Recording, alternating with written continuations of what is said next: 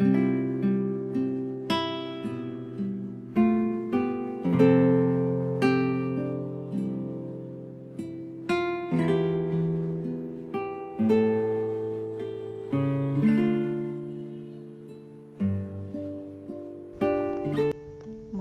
balita, Mateo 14:13-21. Ang mabuting balita ng Panginoon ayon kay San Mateo.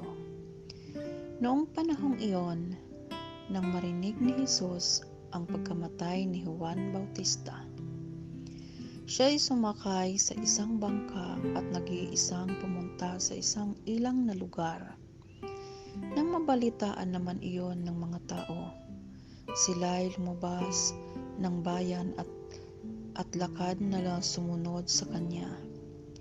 Paglunsad ni Jesus sa dalampasigan, nakita niya ang mga napakaraming taong yaon.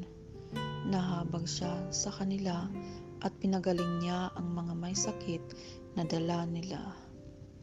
Nang dapit hapon na'y lumapit sa kanya ang mga alagad.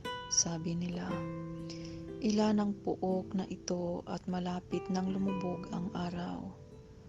Papuntahin na po ninyo sa mga nayon ang mga tao upang makabili ng kanilang makakain." "Hindi na sila kailangan umalis pa," sabi ni Jesus.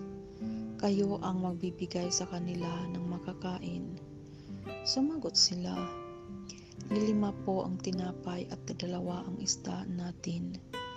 Dalhin ninyo rito," sabi niya.